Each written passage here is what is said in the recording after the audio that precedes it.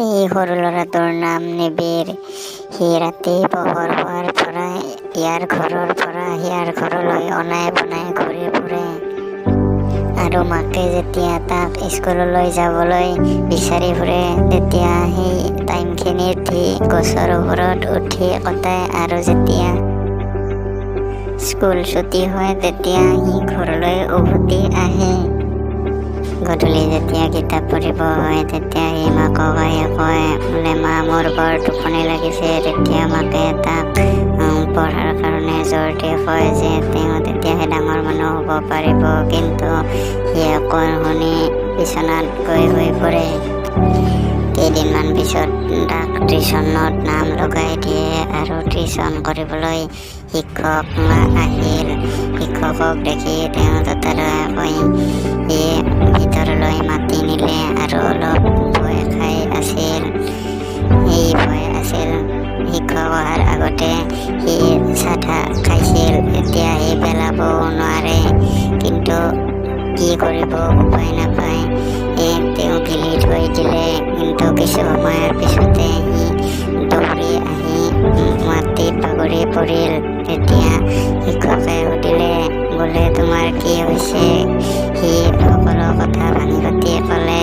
তেতিয়া শিক্ষকে ক'লে তুমি এইবোৰ বৰ বেয়া কাম কৰিছা, তোমাৰ এই চাধা খোৱা বয়স হোৱা নাই নহয়, গতিকে এইবিলাক নাখাবা। এই বুলি বুজনি দি শিক্ষকজনে ঘৰলৈ গুচি গ'ল। কিন্তু কুকুৰৰ নেজ জানো চিধা হয়। সি যেতিয়াই বাটেৰে কোনোবাই চিগাৰেট টানি গৈ থকা দেখা পায় তেতিয়াই সি পিছে পিছে গৈ থাকে আৰু যেতিয়া সি আধা খোৱা চিগাৰেটটো পেলাই দি গুচি যায়, সি তাৰে 2 টানমান মাৰি ঘৰলৈ ঘূৰি আহে। নিবিৰ এতিয়া ডাঙৰ হ'ল, কিন্তু তাৰ স্বভাৱৰ কোনো পৰিৱৰ্তন নাই।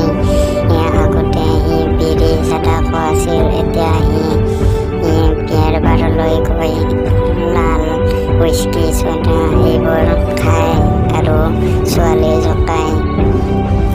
গধূলি হ'লে সি বিয়াৰ বাৰলৈ গৈ আড্ডা কৰে আৰু বহু ৰাতিলৈকে এনজয় কৰি ঘৰলৈ উভতি আহে আৰু দিনৰ দিনটো টোপনি মাৰি আকৌ পুনৰ গধূলি দেউতাকক পইচা খুজি সি বিয়াৰ বাৰলৈ যায়। এনেদৰে তেওঁলোকৰ বহু সম্পত্তি নাইকিয়া হৈ যায়। কেইদিনমান পিছত এজনী ছোৱালী ঘৰলৈ লৈ আহিলে। মাক দেউতাকেও কোনো আপত্তি নকৰাকৈ তাৰ স্বভাৱৰ সলনি হ'ব বুলি বিয়া কৰাই দিলে। কিন্তু দিন যোৱাৰ লগে লগে সি তাইৰ ওপৰত হাত উঠাবলৈ ধৰিলে। তাইও সকলো সহ্য কৰি গ'ল, কিন্তু দিন যোৱাৰ লগে লগে তাৰ স্বভাৱৰ কোনো পৰিৱৰ্তন নহ'ল। কিছুদিন পিছত তেওঁলোকৰ মাজলৈ এজনী কন্যা সন্তান আহিল। তাইও এইবিলাক সহ্য কৰি কৰি ছোৱালীজনীৰ ভৱিষ্যত অন্ধকাৰ হ'ব বুলি এই ছোৱালীজনীক লৈ ঘৰলৈ উভতি গ'ল। কিছুদিন পিছত নিবিৰে তাইক আনিবলৈ গ'ল, কিন্তু তাই নাহিলে, কাৰণ সি মদ খাই গৈ বহুত চিঞৰ বাখৰ কৰি মানুহক কৈছিল যে সি এজন গেলা মদাহী।